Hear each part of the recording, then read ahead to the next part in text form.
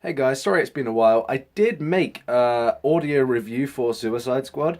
That got I uploaded it to the Google Drive and I was going to upload it to YouTube, and my computer is so slow and Tom and Dale haven't been around, so I haven't been able to edit it, and it just never got done. I was not able to do it at all. I couldn't upload it, so unfortunately, that is just lost in the wind. And I feel like it's probably too late to upload a review for Suicide Squad now because it's been out for so long. But I could talk about it if you guys want me to, but I'm assuming you probably don't. So I'm gonna talk about something completely different. We have 9 lives. Oh my god, I've seen some absolute horse shit this year. I saw Gods of Egypt. I saw 50 Shades of Black. I even went to see Alvin and the Chipmunks, The Road Chip, in the cinema towards the beginning of the year. And I can safely say Alvin and the Chipmunks, The Road Chip is a way better movie than 9 Lives. And I'll tell you why. This video will be less of a review and more of a rant because the film is it's something else. It's something that I did not know could exist. It's something that just it was born in the deep depths of hell, and I just didn't know it could ever come this far and be made into a feature-length movie starring Kevin Spacey. Seriously, this actually happened. This happened. And, it's nobody's fault, it is somebody's fault. The director of Men in Black, I enjoy the Men in Black movies. I mean, even Men in Black 2 is a masterpiece compared to 9 fucking lives. Okay, let's start talking about the movie before I get too angry. Actually, I'm going to get more angry, I think, as I'm talking about, but let's talk about the movie before I just give up on all hope of talking about this piece of shit. Right. I'm going to set the very first scene for you. It involves Kevin Spacey and the New York skyline, but it is terrible, terrible CGI. It makes Shark Boy and Lava Girl look like fucking Avatar. It does. It's a CGI New York skyline, and you've got Kevin Spacey fucking skydiving out of this plane into the New York onto a building that's also terrible CGI. The green screen in this movie. I have to sit down. I'm sorry. I have to sit down. I'm going to sit down right now. Oh god. Right. Let's carry on. So we got this fucking CGI New York skyline and Kevin Spacey skydiving down to it, and the movie it went from bad to worse from this point onwards. My god, if you haven't seen the movie, I can't even begin to describe how much you will probably hate it. I mean, it's supposed to be a kids movie, and I'll explain later on why, but it can't even qualify as a kids movie because some of the insane stuff that happens towards the end of this movie, even the middle of the movie, it's insane how a movie could be released that even looks like this one.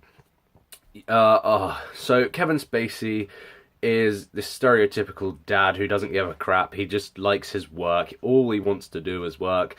And he never spends any time with his family. We've seen this a million times before, Alvin and the Chipmunks. But yeah, he's this dad that doesn't give a crap, and he's constantly working. He's working on the tallest skyscraper in America. And then he finds out, oh, I've forgotten my daughter's birthday. He asks her what she wants. Of course she wants a cat, and of course Kevin Spacey hates cats. A comedy masterpiece right there. I'm sorry, I can't sit down and talk about this. I need to have a walk around. So yeah, so this cat that Kevin Spacey apparently hates, he takes it on top of the building, and a freak lightning storm makes him swap bodies with this cat. And now Kevin Spacey is a cat called Mr. Fuzzy Pants. And he has to prove to his family that he's a good person before he can transform back into a human. Yeah, I don't know how it works either. And then Christopher Walken owns this cat shop. Christopher Walken's a great actor. Why did he sign up for this? He can't be that low on money. And Kevin Spacey's obviously doing well for himself with House of Cards on Netflix, and I'm sure he could have signed on for any movie at this point that wasn't this one. Anyway, so I'm going to talk about some of the stupid stuff that happens, and obviously spoilers. I can't talk about this film without spoilers, so that's a given.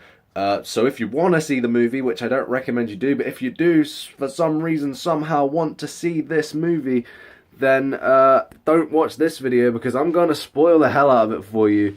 So yeah, some of the insane stuff. The first time they take the cat home, Jennifer Garner, she doesn't feed the cat. Obviously, she's Kevin Spacey's wife, who is way too bloody young to be Kevin Spacey's wife, but who cares? That's not even half of the problem here. She takes the cat home and she doesn't feed the cat. She just goes to bed and leaves the cat with no food or water. Wakes up in the morning, decides, oh yeah, I will feed the cat. So that does happen, but before this, the cat decides to go into the liquor cabinet, pull open like a bottle of whiskey and pour it into an ashtray and drink it. The cat gets steamingly drunk. He's walking around the house and Jennifer Garner wakes up in the morning, sees the house is trash, sees the alcohol, and she just looks at the cat and she's like, heavy night, was it? And you're just like, what? Are you not going to question how the cat got the alcohol? How the cat actually managed to drink it and get drunk?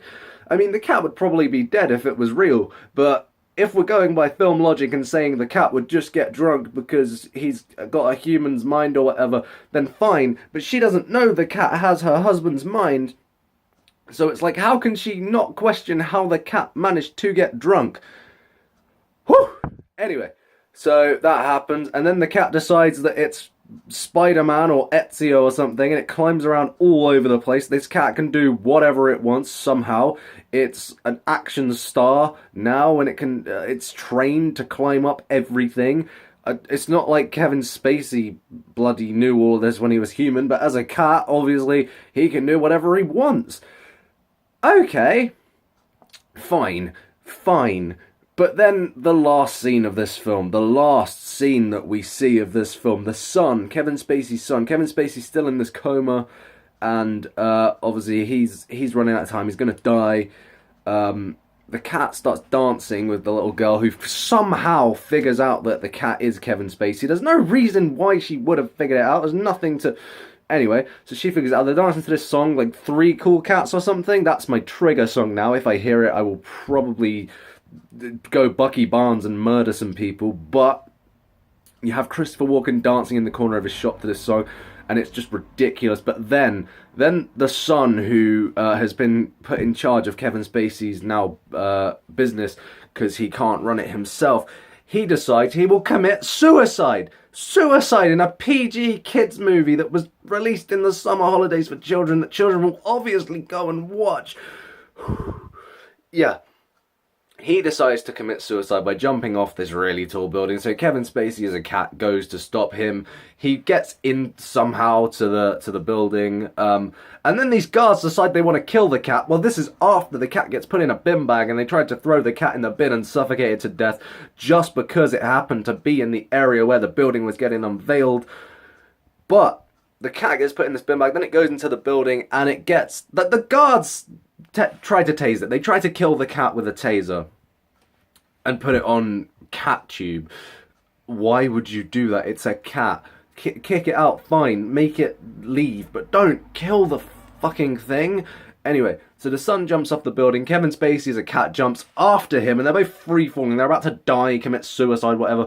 But the son pulls a parachute after saying, "This will be my first jump and my last jump." He threatens to kill himself, and then he made out like it was a big suicide thing.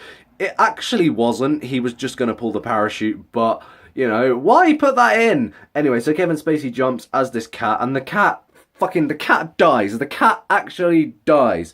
And then, you know, you've got... Kevin Spacey goes back into his own body because he sacrificed himself as a cat. I don't know why. I don't know how that qualified for him to go back to his own body. Surely he should have just died. But anyway, Kevin Spacey's back in his human body, and this cat... They go to the cat store to buy a new cat because they think Mr. Fuzzy Pants is dead.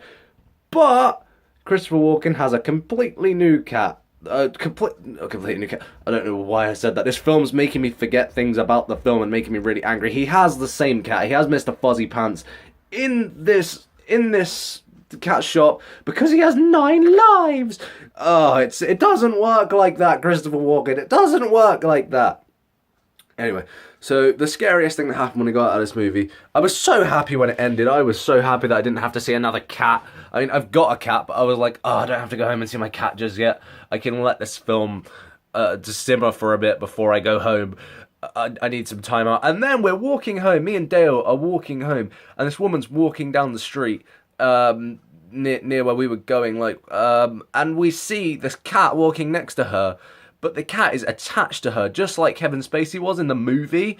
So it was like, if her husband is in a coma right now, then I'm gonna put myself in one, because this is just too freaky. The cat looked like it was part of her family, and it was like, what? You know, after seeing that movie and then seeing that, it messes with your mind. But I do not recommend this film. I've seen some bad films this year. This ranks near the very top of the list. It is absolutely terrible. You can't say it's for kids because they have suicide themes in there. You can't say it's for adults because it's a PG film, and it's clearly aimed at kids, but they put these adult things into the film that make you think, how can it possibly be aimed for children at all? So anyway, 9 Lives, the movie which physically makes me angry and makes me rant on YouTube about it. You know, I had to make this video. I had to talk about just how I had to warn people not to watch it. I'm gonna bring you a couple more reviews over the next couple of days. I'm gonna try and get more content out to you, and I'm gonna try and get the guys as well. We're gonna make some videos. So thank you for watching this one. Sorry about the angry rant, but I couldn't let this movie slip. Anyway, I'm going to get some more reviews to you. Thank you for watching. I hope you enjoyed this video. I hope you enjoy the next set of videos that come out. If you like what you see, remember to subscribe, tell your friends. Thank you very much. I'll see you soon. Goodbye.